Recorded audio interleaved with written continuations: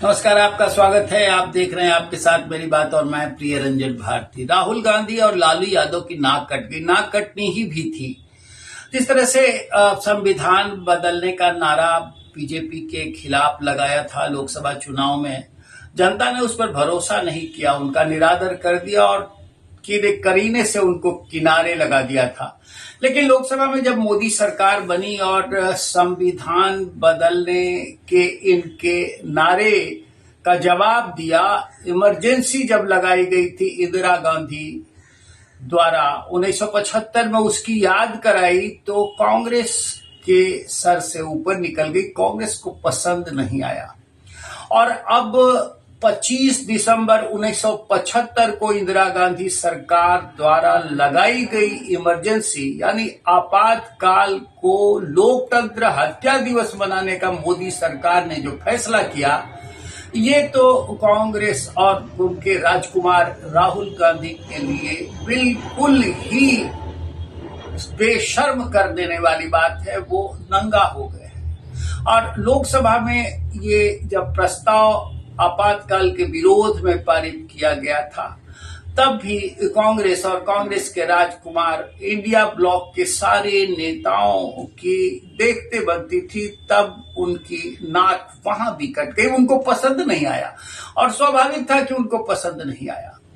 ये इसलिए पसंद नहीं आया कि कांग्रेस जिस तरह से लोकसभा चुनाव में जनता को बरगला रही थी, संविधान की प्रतियां दिखाते हुए एक राहुल गांधी और कांग्रेस के नेता ये कह रहे थे कि 400 पार यदि मोदी को मिल गया तो ये सरकार आने के बाद संविधान बदल देंगे, आरक्षण खत्म कर देंगे। आपको याद होगा बड़ी अच्छी तरह से इंडिया ब्लॉक के नेताओं का और कांग्रेस का यही नारा था कि 400 पार यानी संविधान का खात्मा और आरक्षण को निर्मूल कर देना, हटा देना। इसलिए जनता ने नकार दिया। जनता में भले भ्रम फैला, कुछ एक राज्यों में उनको थोड़ी बहुत सफलता मिली, वो जनता, वो लोग जिन्हें ये बरगलाने में सफल रहे, अब वही लोग इनके लिए आने वाले दिनों में सबसे बड़ा खतरा बनने वाले हैं।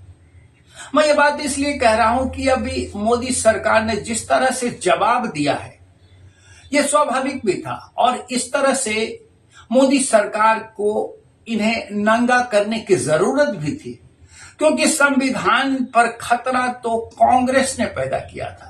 इंदिरा गांधी के शासनकाल में आपातकाल लगाया गया और सारे संवैधानिक जितने भी संस्थाएं हैं उनको तहस नहस कर दिया गया था और लोकतांत्रिक मूल्यों की हत्या कर दी गई थी। लोगों को जेल में डाल दिया गया था और जितने भी संवैधानिक अधिकार थे लोगों के, सब के सब खत्म कर दिए गए थे। तो संविधान का खात्मा वही था, वही हुआ था। अब ये एक ये नकाब ओढ़कर संविधान की प्रतियां लेकर जिस तरह से राहुल गांधी संविधान पर खतरे की दुहाई लोकसभा में और लोकसभा चुनाव में देते रहे थे, उनको करारा जवाब मिल गया।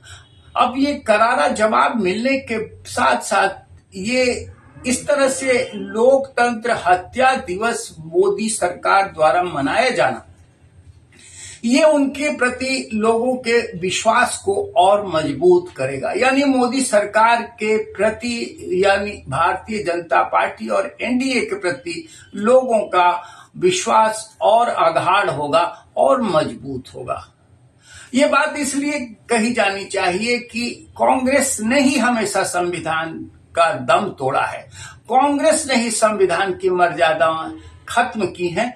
अभी साहबानों मामले को लेकर के जिस तरह से सुप्रीम कोर्ट ने 1985 के फैसले को पलट दिया, वो क्या नंगा किरदार नहीं था?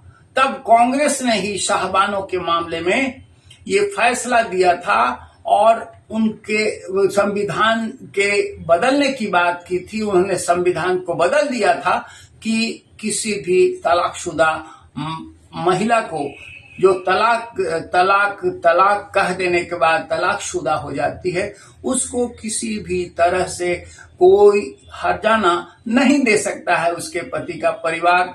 अब सुप्रीम कोर्ट ने यह फैसला 1985 का जो महत्वपूर्ण फैसला था, बड़ी चर्चित फैसला था, उसे पलट दिया है। तलाकशुदा महिला के लिए अब वो भी उसने सुप्रीम कोर्ट ने अभी ताजा के फैसले में साफ कह दिया है कि वो भी हकदार है और उसे भी उतनी ही मुआवजा, उतना ही हर्जाना मिलना चाहिए जितना तलाकशुदा हिंदू तथा दूसरे धर्म की महिलाओं को मिलता है। तो एक तरह से ये बात साबित हो गई कि कांग्रेस ने ही अपने शासनकाल में संविधान की हत्या की है और संविधान को समूल नाश करने का काम किया है। अब ये कांग्रेस के राजकुमार राहुल गांधी को नहीं पच रहा है। प्रधानमंत्री पद का सपना देखने वाले और मोदी सरकार को नेस्तनाबूद करने की सोचने वाले, उस तरह की आकांक्षा को लेकर आगे बढ़ते हुए राहुल गांधी भले इंडिया ब्लॉक के साथ इस लोकसभा चुनाव में थोड़ी सफलता हासिल कर चुके हैं, लेकिन 99 पर अटके हुए हैं। 99 का फेरा बड़ा गलत होता है और 99 का फेरा हमेशा ही आदमी को नीचे की तरफ ले जाता है।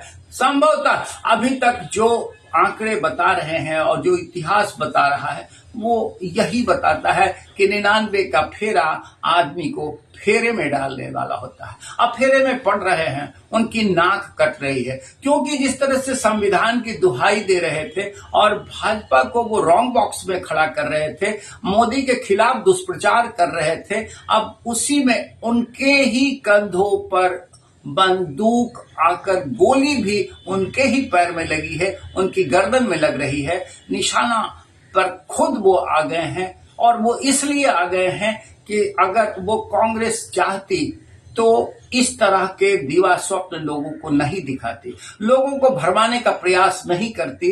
कहते हैं कि कांच का जिसका घर होता है वो दूसरों पर पत्थर नहीं मारा करते हैं, लेकिन कांग्रेस ने पत्थर मारा।